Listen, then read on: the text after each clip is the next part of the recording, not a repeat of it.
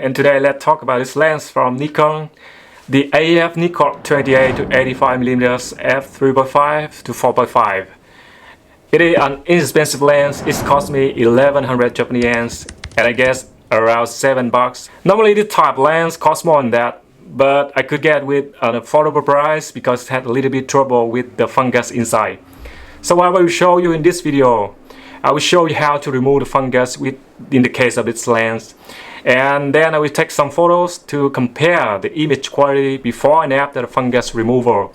And I hope that you will watch the video until the end because I want to show you in this video more about image quality of this lens. And right now, let's get into the original status of the lens. The lens have a little bit trouble with the fungus on front element. Can you see it?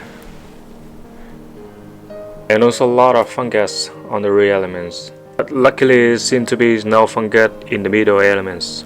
And before mounting the lens to the camera, I have to clean the bayonet metal surface because it's really dirty. Remember, in this step I didn't clean the fungus.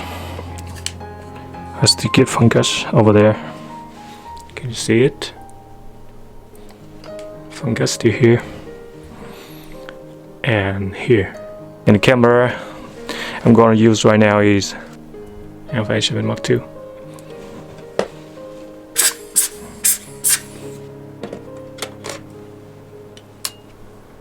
Fungus still here.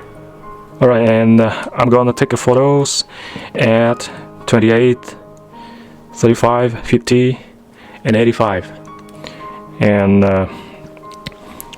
the aperture will be the maximum aperture and the f5.6 aperture. Hello, and right now I'm gonna take some photos before the fungus removal.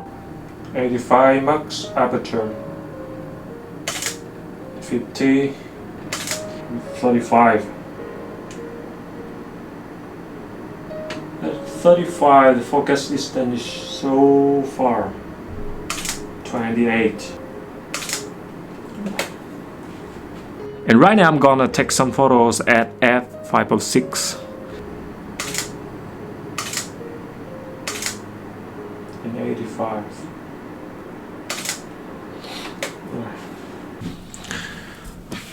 Alright, right now let's move on to the fungus removal section. After some investigation steps, I know that the fungus is growing outside the rear lens elements. So in this case, it's quite easy for me to remove them. And the cleaning solvent I'm gonna use in this video is hydrogen peroxide, and it's also known as oxidol in Japan. And I'm gonna use cotton swab to apply the oxidol on the surface of the rear lens element. And in this step, make sure you repeat the process until you get the final result match with your demand. After the fungus removal, I'm gonna use IPA as the second cleaning solvent to remove the residual of the oxidol.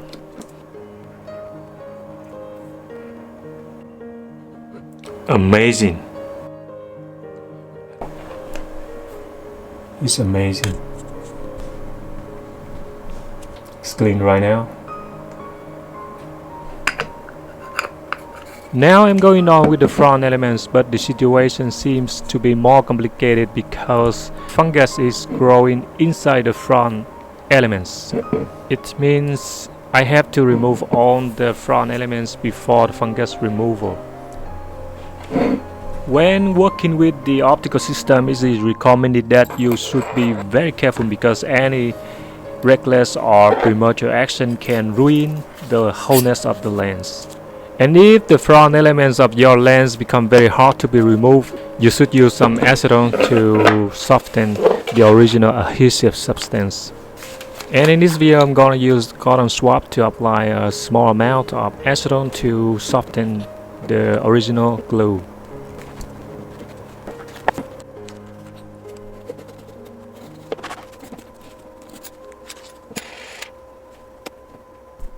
And after taking apart the front elements, I repeat the same fungus removal step with that of the rear elements. And By the way, if you want to see the aggressive invaded fungus removal, you should have a look at my other videos here. And as the final step, I reassembled all the parts, mounted the lens to the camera and took some photos.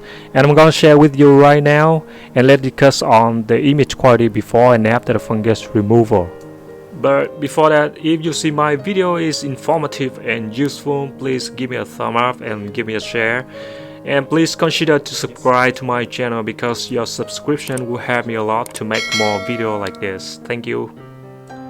Alright, I have here two photos at the left and the right side representing for the before and after the fungus removal. Both photos are not so clear at the focal length 85mm and maximum aperture. But it is very clear as we can see here the image quality does improve a little bit in terms of the clarity and contrast at the maximum aperture. And now let's confirm the result at f5.6 for the same focal length 85mm. In compare with the maximum aperture, both photos dramatically improve the image quality in terms of the clarity. But before and after the fungus removal, they look almost identical at f5.6. And in my opinion, after the fungus removal, the haze of photo is a little bit lesser than that of before the fungus removal. But I think it is a premature conclusion at this time, and I need more data to compare to get a concrete evidence for that. And now let's investigate the situation at 50mm and maximum aperture. From my perspective, except the clarity, there are no big gap between before and after the fungus removal in terms of the image quality. But if we move on to the investigation at f5.6, we can see that after the fungus removal, the image quality improved not only in the clarity but also in the contrast and the haze. The contrast tends to be a little bit higher and the haze a little bit lesser than that of before the fungus removal. And this result also reflected very well in the case of 35 and 28mm in both maximum and 5.6 apertures. Alright, how do you think about the image quality of the lens before and after the fungus removal? That's all I share with you today about this lens and how to remove the fungus on the case of this lens. So if you see or if you find the video is informative, please like and share because it's motivating me a lot to make some more and more videos about the vintage lenses. See you on the next video.